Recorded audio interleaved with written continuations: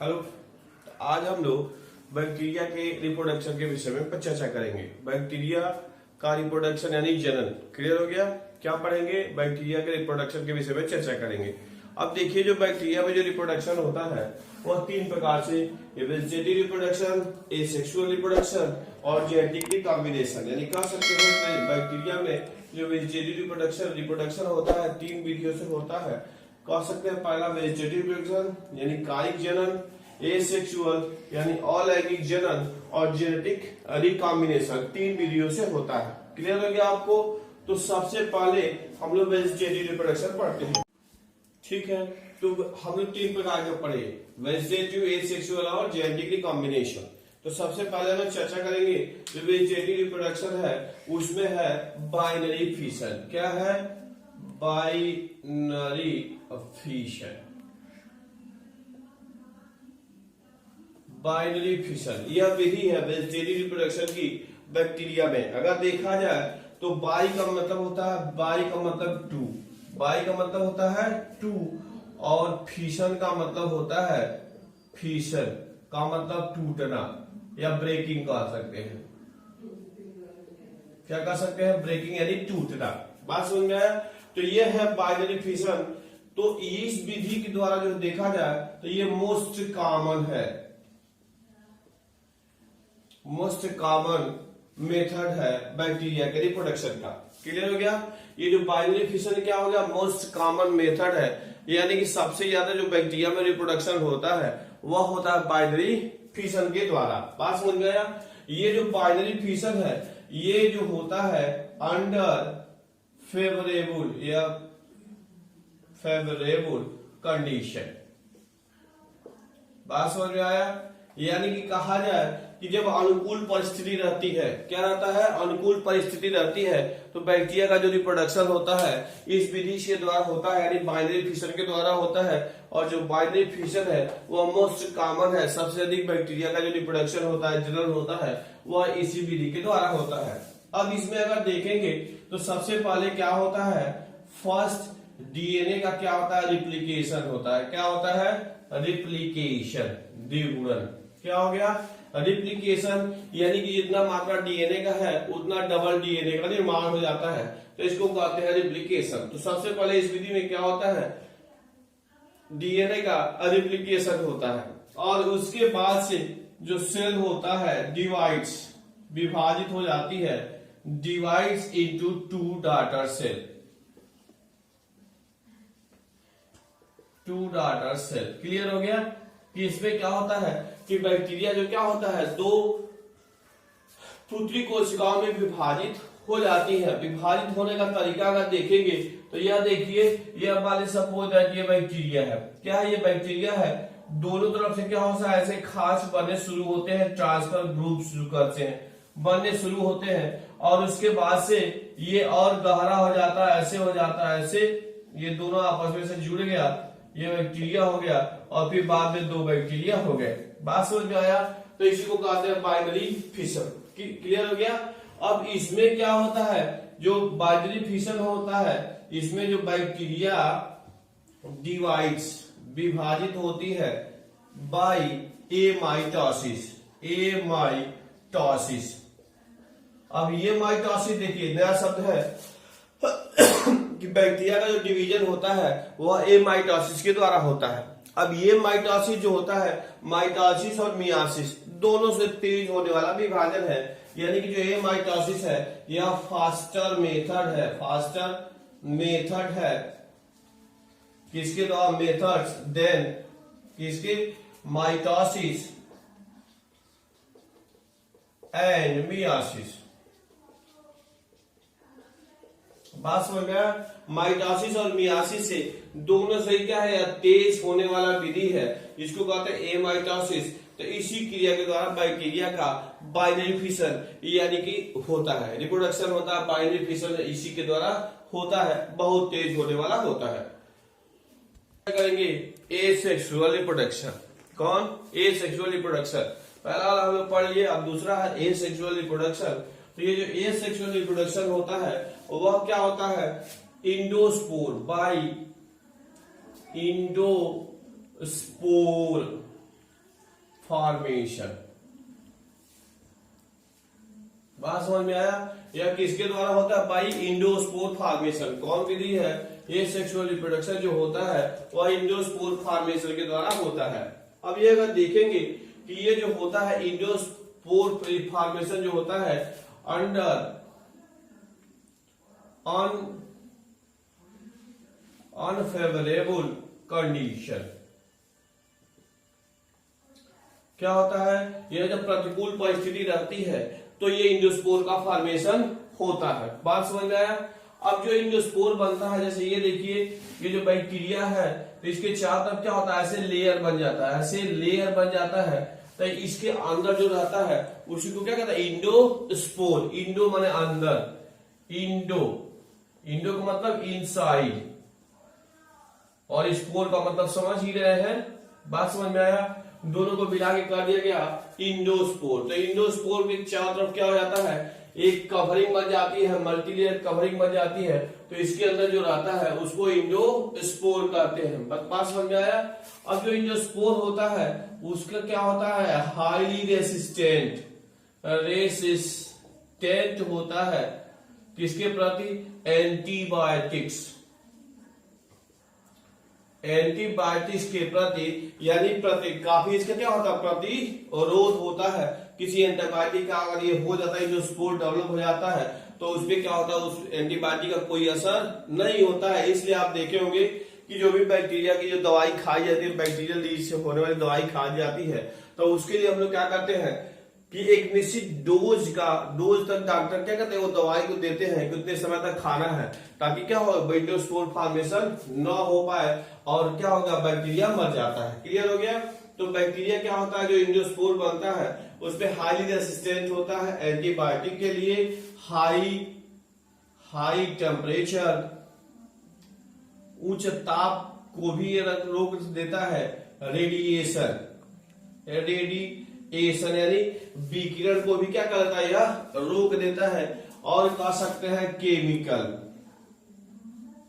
Chemicals, यानी कि जब रेसिस्टेंट यानी कि जो स्पोर डेवलप हो जाता है तो वह हाईली रेसिस्टेंट, किसी प्रकार का एंटीबायोटिक का कोई असर नहीं पड़ता है, उच्च टेम्परेचर का भी बहुत असर नहीं पड़ता है, विकिरण का रेडिएशन का कोई असर नहीं पड़ता है, और केमिकल का भी कोई असर नहीं पड़ता है। अब आपने चर्चा हुई थी, यह कब होता है? Under unfavourable condition.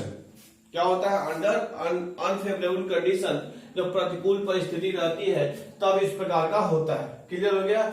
अब इंडोस्पोर के अंदर वही जो बैक्टीरिया सेल रहता है वो मौजूद रहता है, और वही जैसे कंडीशन जब अनुकूल होता है, यदि ये कंडीशन खत्म होता है तो इंडोस्पोर खत्म हो जाता है, वो बाहर निकल जाता है। तो इसलिए इसको कहते हैं रिप्रोडक्शन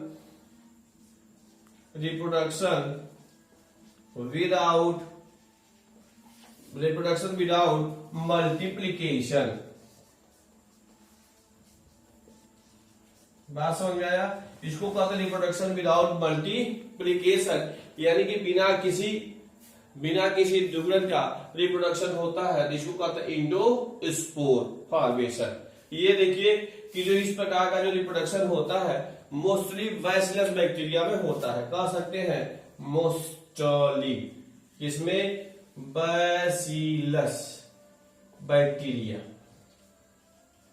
याद रखिएगा कि जो इंडोस्पोर फॉर्मेशन होता है वह मोस्टली बैसिलस जो टाइप के बैक्टीरिया होते हैं उसी में ये होता है। ओके, थर्ड हो गया जेनेटिक रिकॉम्बिनेशन।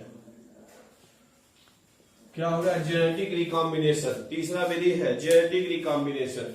जेनेटिक मतलब अनुवांशिक होता ही है, जेनेटिक का मतलब अनुवांशिक, और रिकॉम्बिनेशन, री मतलब पुनः, री का मतलब पुनः, और कॉम्बिनेशन का मतलब जुड़ने से होता है। तो इसमें क्या होता है? जो अनुवांशिक पदार्थ जुड़ते हैं, अनुवांशिक पदार्थ क्या होते हैं? जुड़ते हैं, और जुड़ने के फलस्वरूप नया कैरेक्टर डेवलप होता है, नया स्ट्रेन का बैक्टीरिया बनता है। तो इसी को बोलते हैं genetic recombination.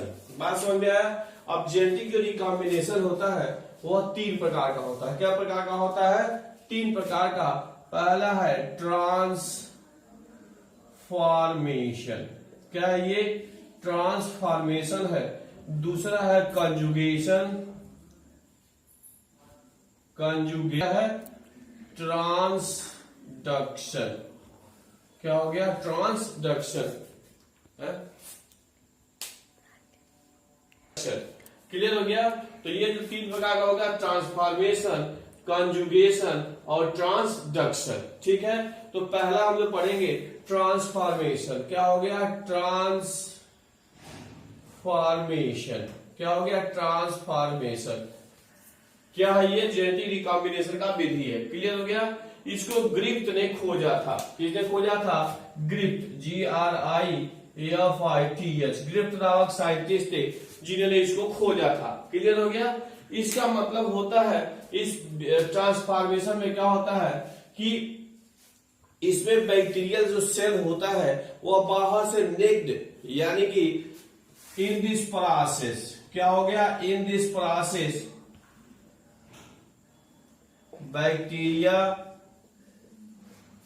Absorb naked DNA from environment।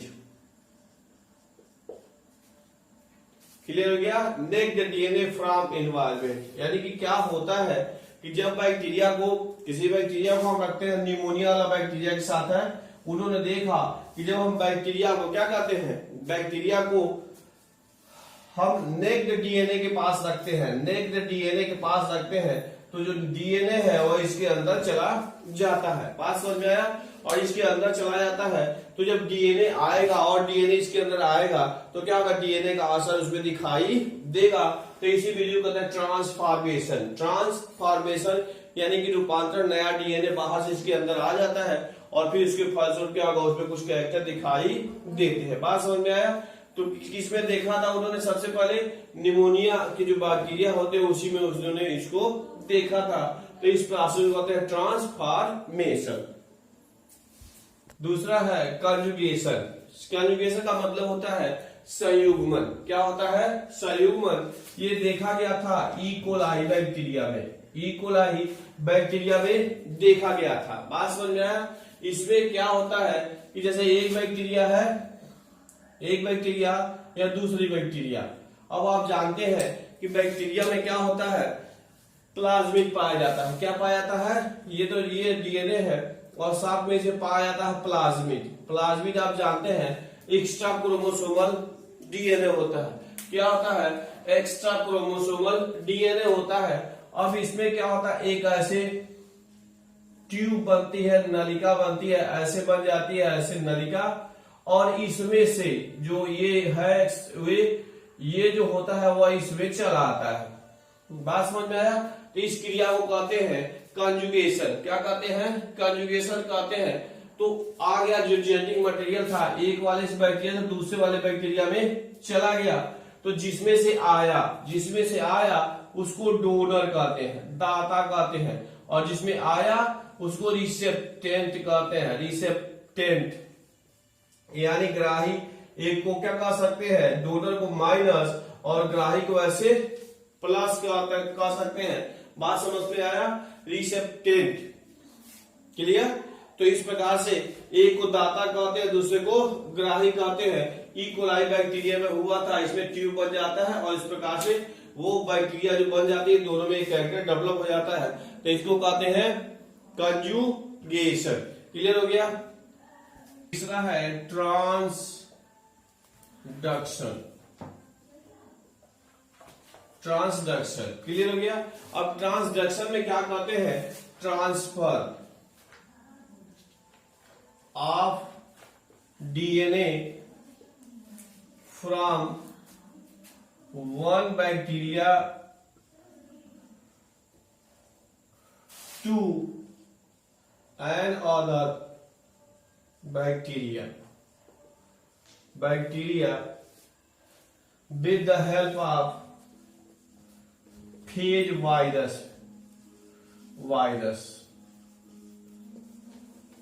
बात समझ में आया?